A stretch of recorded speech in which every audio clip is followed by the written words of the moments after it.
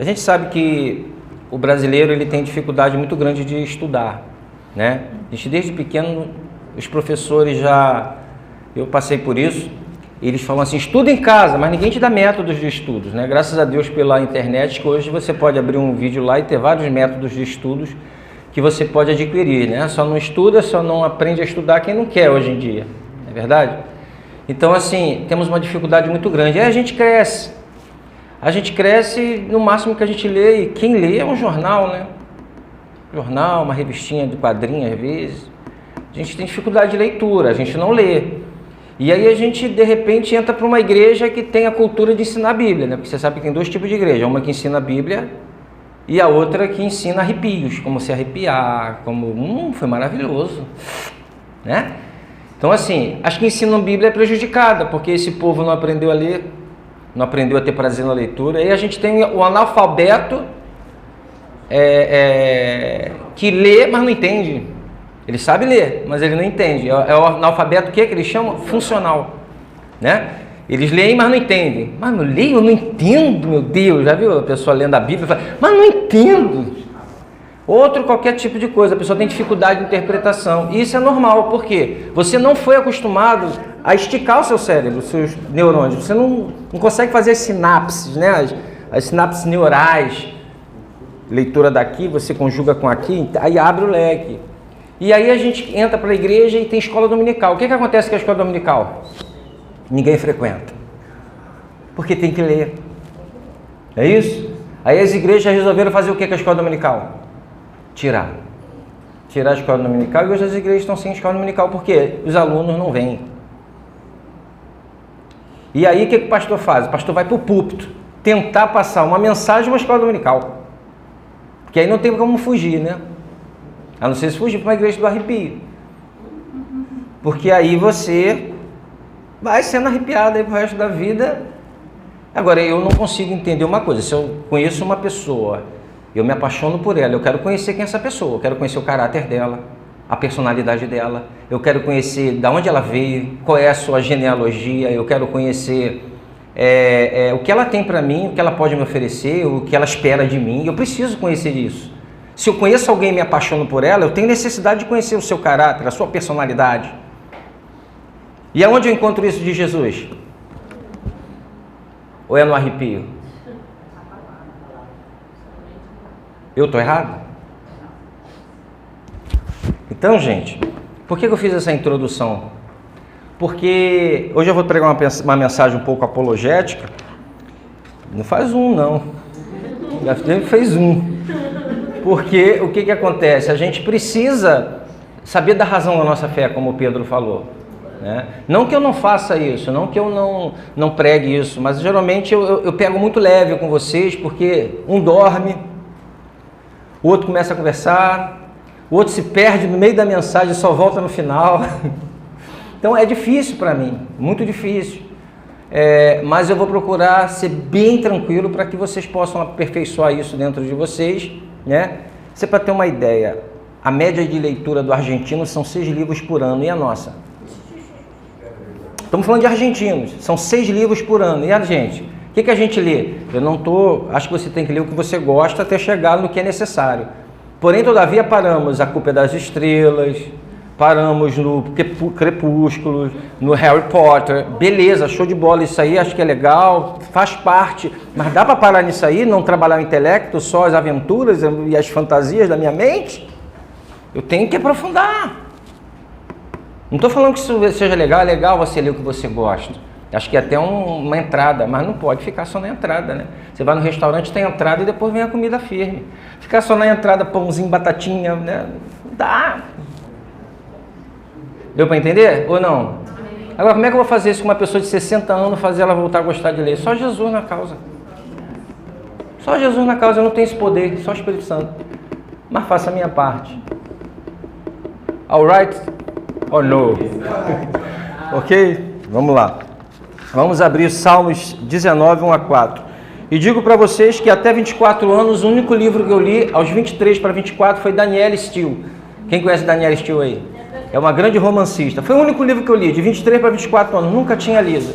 Mas quando o Senhor me chamou, me transformou, me converteu, a primeira coisa que me deu foi paixão pela palavra dele. E eu precisava ler mais coisas para poder aprender mais a palavra dele. Salmo 19. Temos alguns visitantes aqui. Quem são? São amigo da Tainá? Valeu. Sejam bem-vindos, tá? Deus abençoe vocês. Desculpa aí dar essa introdução meio coisa, mas é porque a gente desce para ajudar, mas tem que chegar lá embaixo e puxar o braço, entendeu? Para subir, senão fica sempre no raso, entendeu? A zona de conforto é o melhor lugar para qualquer um, tá, gente?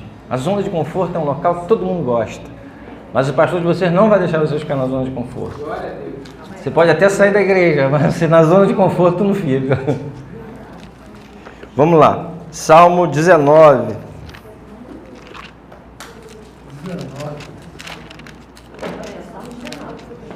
Você lembra dele? Vamos lá, de 1 a 4, não posso mudar nada. Vamos lá. Salmo de 19, 1 a 4. Eu estou usando agora a NAA, tá bom? Nós temos a revista e corrigida, que foi feita no século XIX.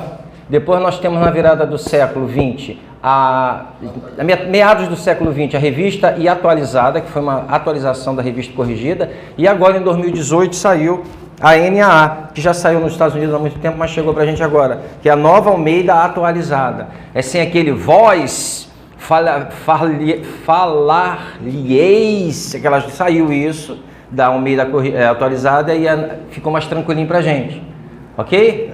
E é uma Bíblia muito boa ela, porque ela tem a mesma qualidade da Almeida revista e atualizada. Salmo 19, diz assim: os céus... É o Salmo de Davi, né? Os céus proclamam a glória de Deus, e o firmamento anuncia as obras das suas mãos. Um dia discursa outro dia, e uma noite revela conhecimento a outra noite. Não há linguagem, nem há palavras, e deles não se ouve nenhum som. No entanto, por toda a terra se faz ouvir a sua voz, e as suas palavras chegam até os confins do mundo. Amém? Então lá, os céus proclamam o quê? A glória de Deus, e o firmamento anuncia a obra das suas mãos. Senhor, nós te glorificamos porque somos poeira. E poeira, Deus amado, ela precisa infinitamente da tua misericórdia, para que a gente possa entender qualquer coisa. Não somos nós. Se não for a tua iluminação, nenhum conhecimento entra na nossa cabeça.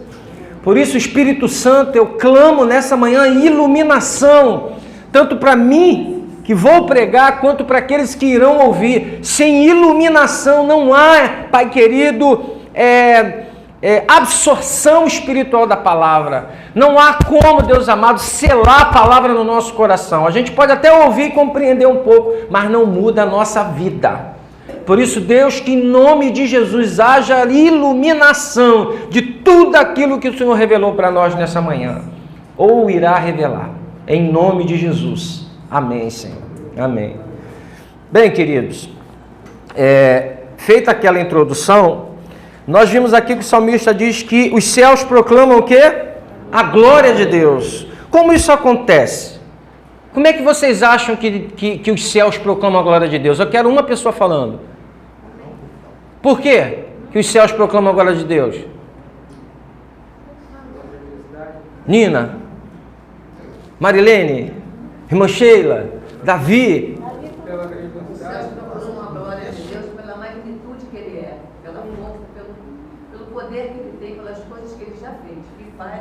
Isso aí, pela criação, por tudo que ele fez, por tudo que ele criou, os céus proclamam a glória dele. Nós olhamos para o céu e olhamos e dissemos assim: será que existe? Como é que isso veio à existência? Né? É a proclamação de Deus da sua própria glória. E quando a gente, o pessoal que estuda cosmologia, não é isso? Eles, quando estudam os astros, o universo, as galáxias, eles têm duas atitudes: ou eles vão virar ateu, ou eles vão glorificar Deus. É igual biologia. Ou você vira ateu, achando que tudo é fruto de um mecanicismo, ou você fica estupefato.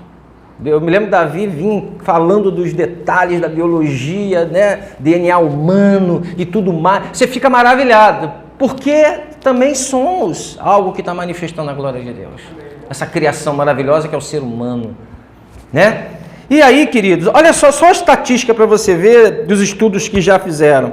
Nós temos uma galáxia, nós estamos numa galáxia. Dentro dessa galáxia tem em torno de 100 a 400 bilhões de estrelas. Estamos falando de bilhões, dentro de uma galáxia. Existe de 100 a 400 bilhões de estrelas dentro de uma galáxia. Uma galáxia. Qual é o nome da nossa galáxia? Via Láctea. Via Láctea, ok? Não é farinha láctea, é Via Láctea. Ok? Só lembrar da farinha láctea. Então, de 100 a 400 bilhões de estrelas dentro de uma galáxia. Como é que a gente sabe disso? Nos anos 90, foi lançado no espaço, qual o nome daquele? Hubble, ok? Então, ele consegue visualizar para a gente, ele consegue ver para a gente a quantidade, né? Aí tem um monte de estatísticas lá que só os caras que entendem disso, que eu não entendo, vai fazer. E aí, tinham-se descoberto que havia aproximadamente 120, bilhões de galáxias. Eu não disse que a gente só está numa galáxia? Dentro do universo existia aproximadamente 120 bilhões de galáxias. A gente só está numa galáxia. E dentro dessa galáxia nós temos de 100 a 400 bilhões de estrelas. E nós que a gente tem, já foi provado pelo Hubble lá, até onde ele conseguia alcançar 120 bilhões de galáxias. Dá para você ver a glória de Deus? A gente só está numa galáxia que é o tamanho disso tudo, 9 planetas rodando, sem contar o planeta não e tudo mais. Você consegue entender isso? A glória de Deus aí? E aí, os cientistas pesquisaram e viram que o Hubble não alcança tudo. Que até onde ele alcança o universo, existe cerca de 70 septilhões de igrejas, de estrelas. Estou profetizando. 70 septilhões. O que é isso? Eu nunca ouvi essa palavra. Eu fui pesquisando que eu aprendi isso. 70 septilhões de estrelas. Isso dá aproximadamente, deixa eu ver aqui, 10 vezes mais estrelas do que toda a poeirinha que existe na face da Terra. São 10 vezes mais todas as poeiras. Aí você trabalha a questão geográfica, né? Metro quadrado por metro quadrado, multiplicando pelo tamanho da Terra, você encontra a quantidade provável de grãos de areia. E o número de estrelas são 10 vezes maior no universo que a gente pode alcançar. Já se descobriu que existem outros universos. Os céus proclamam a glória de Deus. É algo que o Hubble já ficou ultrapassado. Vão agora lançar, a NASA vai lançar, era para ter lançado em 2018, vão lançar agora em 2021, o tal de James Webb. James Webb vai ser o novo que vai estar lá, né? Esses cálculos todos também fizeram um supercomputador também chamado Blue Waters, que conseguiu ver isso tudo, né? O computador daqueles da NASA poderoso, e agora eles vão lançar aí no 2021 James Webb para poder estudar mais profundamente isso. Então, ou seja, se descobriu que não são mais só 120 bilhões de galáxias. Se descobriu agora, por esse supercomputador, que são quantas? 2 trilhões de galáxias. Por isso que vão lançar o James Webb. 2 trilhões de galáxias. Você tem ideia de que isso? Eu não tenho. Nós temos na Terra 2 milhões de espécimes diferentes, ao qual nós somos uma, biologicamente falando. Somos uma. Cara, os céus proclamam a glória de Deus, e o firmamento anuncia as obras das suas mãos. Um dia discursa a outro dia, e uma noite revela conhecimento a outra noite. Não há linguagem nem palavras, e deles não se ouve nenhum som. No entanto, por toda a terra se faz ouvir a sua voz, e as suas palavras chegam até os confins do mundo. Que Deus é esse, meu amigo? E não cabe dentro disso tudo. É insuficiente para caber a pessoa de Deus. Falta lugar para ele. E tudo isso está criado fora dele, né? Matematicamente, se você vir... quando acaba o número que tem à esquerda? É o zero. O zero à esquerda não vale nada. Quando você vem desconstruindo tudo que foi construído, você chega lá na poeira cósmica. Atrás disso, o que tem? Deus, que é incontável, não tem data, não tem ano, não tem relógio, não tem nada. Esse é o Deus que a gente serve. E aí, meus irmãos, e dizem que o universo está em expansão e um dia vai encolher. Imagine quando começar a encolher isso tudo. Jonathan Edwards, parafraseando Jonathan Edwards, ele disse o seguinte: a criação é basicamente um teatro para a glória de Deus. A criação é praticamente um teatro para a glória de Deus. Como Deus decidiu se revelar para a humanidade? Deus decidiu se revelar para a humanidade de duas formas, que se completam, uma completa a outra, ok? Nós temos a revelação universal ou revelação geral, e nós temos a revelação especial, ok? Duas revelações, duas maneiras de Deus se revelar para a humanidade. Então a primeira revelação, que é a revelação geral, é essa que eu falei para vocês. Tudo que foi criado diz que Deus existe, porque o nada não pode criar nada, o impessoal não pode criar o pessoal, amém? E a gente vai trabalhar isso agora em 4 argumentos. 4 argumentos que eu vou falar o nome não é para guardar o nome, é só para entender, tá? Então nós temos, são argumentos que começaram na Idade Média e se prolongaram na Idade Moderna, até que nós pudéssemos hoje estar trabalhando eles. Já houve muita refutação em cima deles, mas eles sobrevivem, porque são muito fortes. Tivemos com Anselmo e tivemos também com Tomás de Aquino. Olha o que eles vão falar. Primeiro argumento é o argumento cosmológico. Falei que era 4.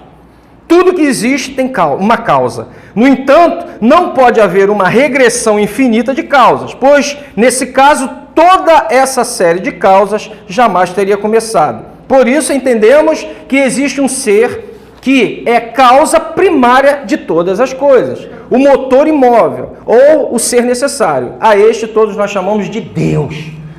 Ou seja, tudo que existe tem uma causa, amém? Qual é a causa da minha existência? Meus pais, primeiramente Deus, claro, né? Mas meus pais. E aí eu vou, se nós reportarmos até o início da humanidade, nós vamos chegar onde? No primeiro casal, que significa Adão, significa o quê? O feito de barro, né? Então nós temos lá o primeiro casal. Tem que ter existido, é igual aquela historinha, quem veio primeiro, o ovo ou a galinha? A galinha. Se queremos na criação, né? Então, você para e desconstrói tudo até chegar à criação. Presta atenção, gente, fica de bate-papo, não vai se perder. Amém. Até chegar à criação, até chegar à criação, até a criação. Quando a gente chega ali, nós vamos dizer que existe um ser necessário para criar todas as coisas. Por quê? O nada não pode criar alguma coisa, ele tem que ser criado por alguma coisa.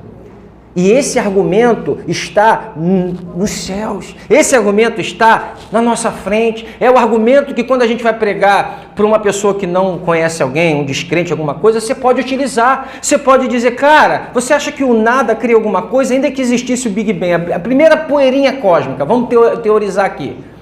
Quem criou essa poeira? Né? Então nós vamos chegar, e depois disso tudo? Depois de tudo criado, que a gente vê que tem que ter um motor móvel, um motor que deu início a tudo aquilo. Melhor, motor imóvel, né? Eu botei móvel e imóvel aqui, eu até esqueci. O motor imóvel, não mexe, ou seja, que é Deus, no sentido dele ser o primeiro de todas as coisas, ter a primazia. Depois nós vamos ter o argumento antropológico. Qual foi o primeiro argumento?